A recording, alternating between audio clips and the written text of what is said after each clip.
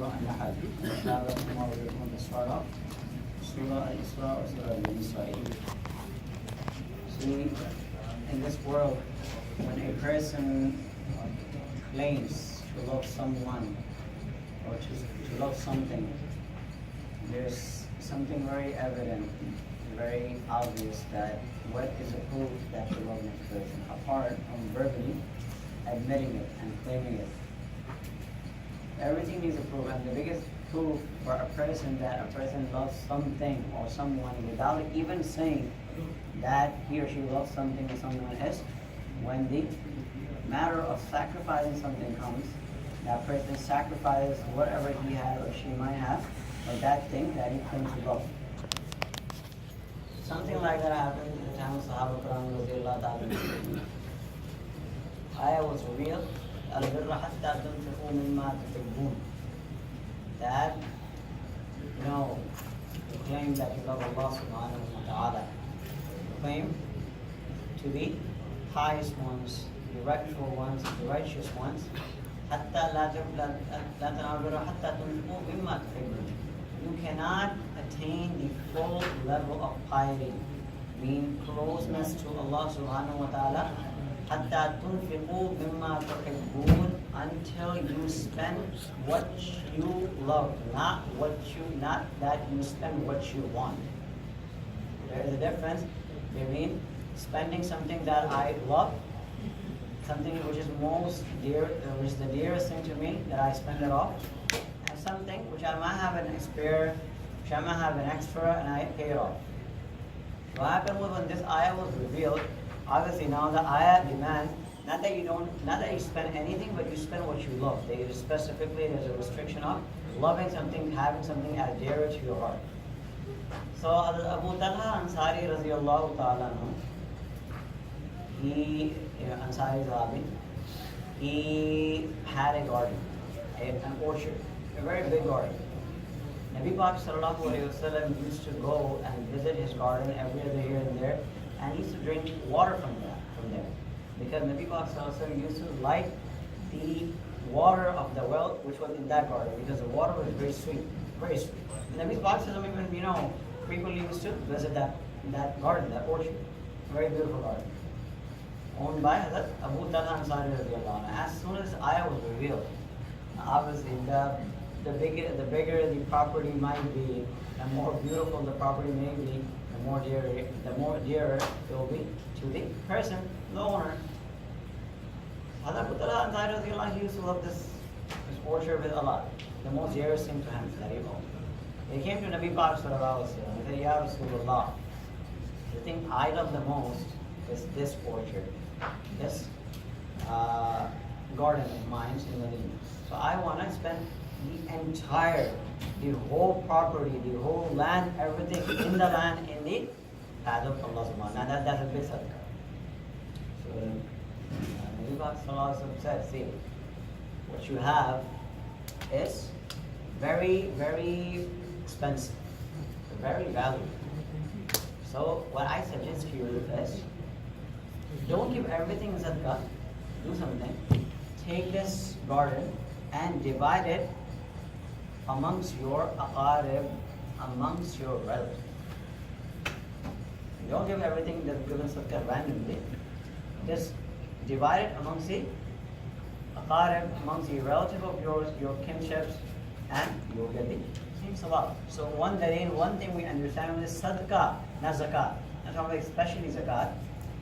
Sadaqah is something which can be handed over even to relatives.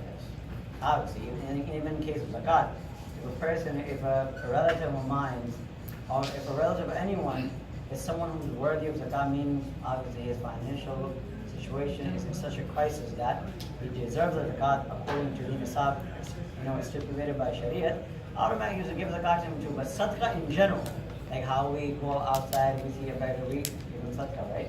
Sadaqah money can be even given to your relatives without even being mentioned to them that you're giving sadaqah. Because if you tell someone giving sadaqah, they might feel a bit down. They might think that this person thinks, I'm a very poor person. And you don't have to tell them. You make the niyat in your heart, you give them off, you get the sawab.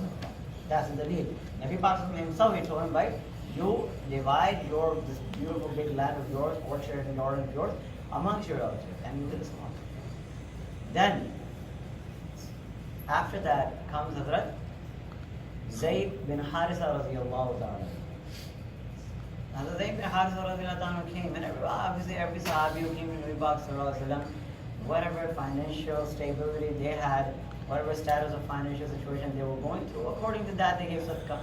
So he came to Nabi Pak sallallahu alaihi wasallam and he said, Ya Rasulullah, I have a horse, and that horse, that conveyance is the most dearest thing to me. Obviously through that horse a person can do so many things, traveling, this, that, using it in war.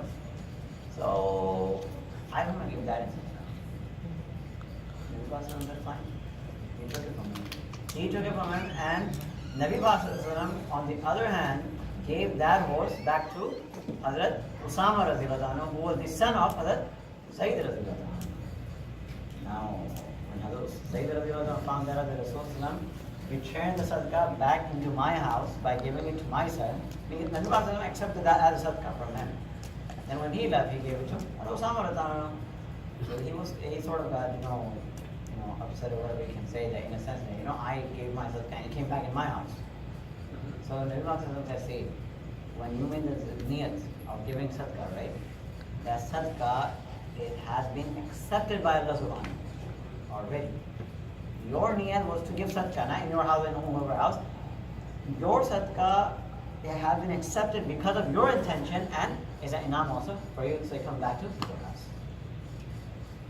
So not that only Nabi Muhammad, he accepted sadaqah, but he used up those sadaqah, those charity in a way that it benefits the givers. Because obviously at the time of Nabi Muhammad also, Sahaba Karam radiallahu ta'ala, their financial situation was not as good as even us.